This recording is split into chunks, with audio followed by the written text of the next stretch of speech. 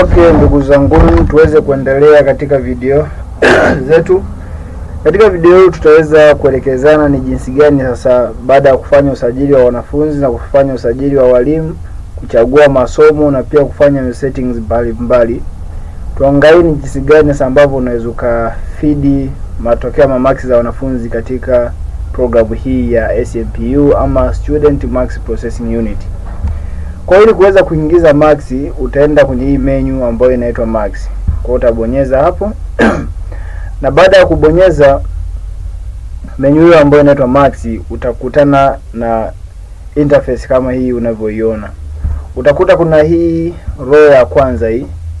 Kuna row ya kwanza ambapo kuna class, kuna stream, exam type na select subject na month. Then kuna button ya request hapo.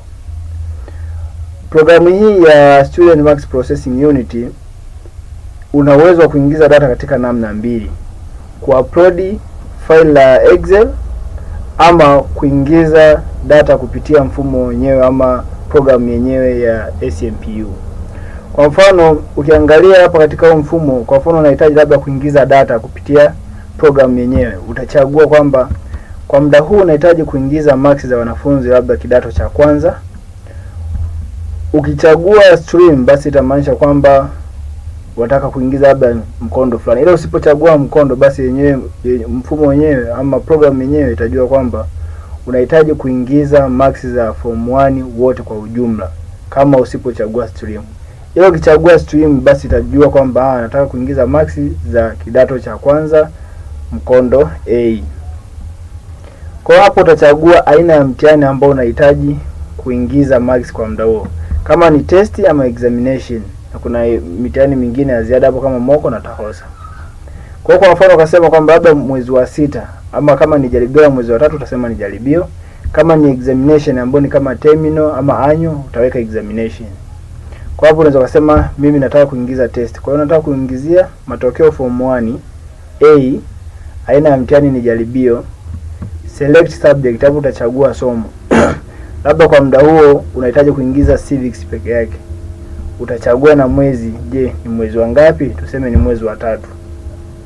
Kwa hiyo ukishaweka hivyo ni mwezi wa 3, basi hapa mfumo wako utakuwa umeshaelewa, sawa, kumbe mtu huyu anahitaji kuingiza marks za kidato cha kwanza mkondo A, jaribio, na somo analoliingizia marks kwa muda huo ni civics. Mwezi wa ngapi? Mwezi wa 3.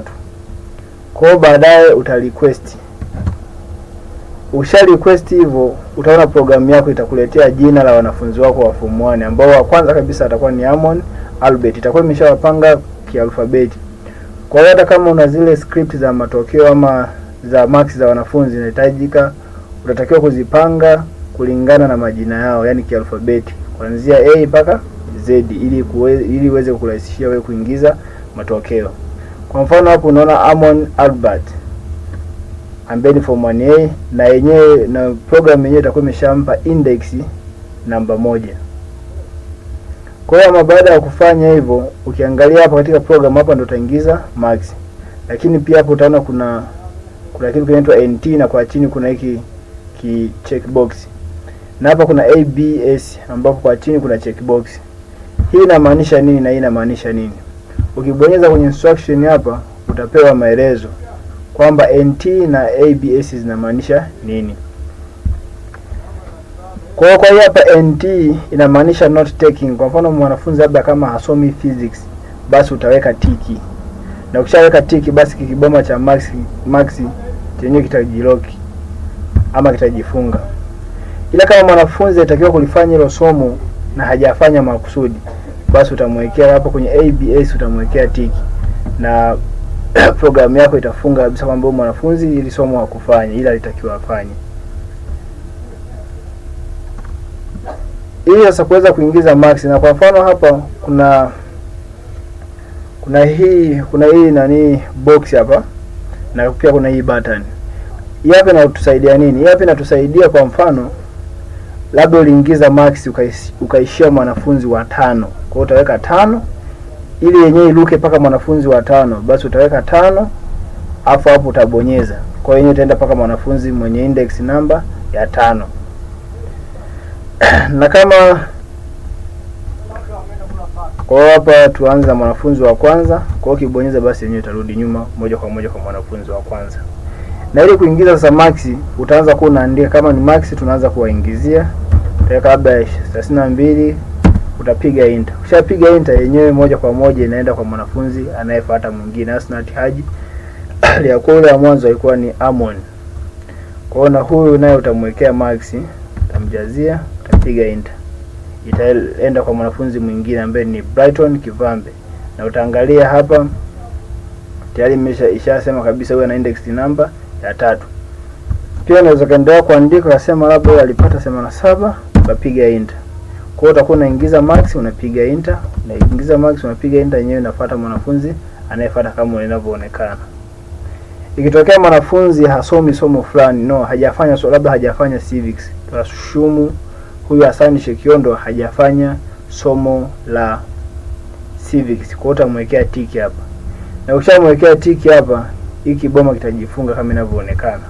Ukipiga enter na yenyewe haitoendelea. Kwa hiyo kinachotakiwa kufanyika hapa, kwa kuwa imeshajiloki, unabonyeza hii button kumaanisha kwamba uende mwanafunzi anayefuata, au utabonyeza submit ili kuweza kwenda mwanafunzi anayefuata. Kwa hiyo utabonyeza hapa na yenyewe itarukia kwa mwanafunzi anayefuata. Kwa hiyo utaandika naye max zake, utaendelea. Kwa hiyo ili kurudi nyuma pia unabonyeza button hii, utarudi nyuma, utaona max za mwanafunzi uliyemaliza kumwingizia huyo Juma Kaio. Kwa hiyo unaweza kutumia button hii kuingiza max, au kupiga enter, au button hii ya kusubmit. Kwa hiyo utawaingizia wanafunzi max zote. Utakuwa ndio unawaingizia hivyo. Kwa mfano hapo ukishafika mwanafunzi wa mwisho ukiwa unapiga enter, basi na yenyewe haiendelei.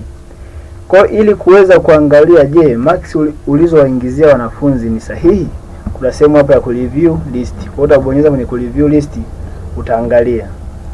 Utaona majina yote kwamba Amon Albert kapata 32. Kwa hiyo utakuwa unaangalia na script zako ili kuhakikisha kwamba max ulizoziingiza kwenye mfumo ama kwenye program ni sahihi. Na ikishafika kwa Hassan Shekiondo itamwekea ABS kwa sababu ulimjaza kwamba hilo somo hakufanya lakini alitakiwa afanye.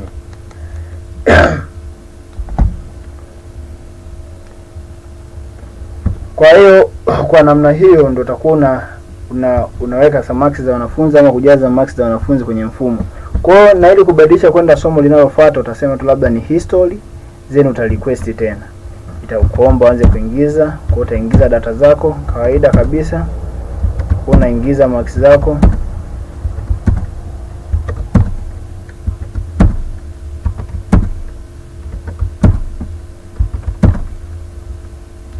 Unaingiza kawaida kabisa bila tatizo lolote.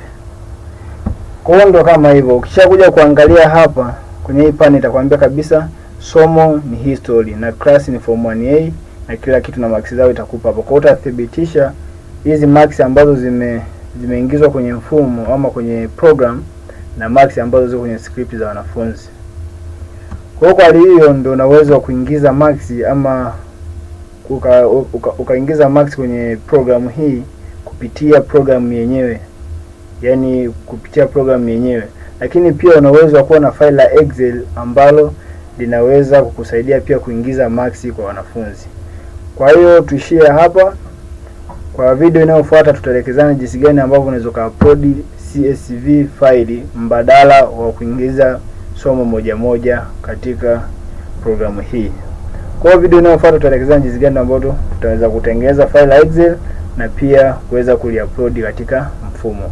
Asanteni kwa kunisikiliza, tuweze kusubiria ama tuweze kufuatilia video inayofuata.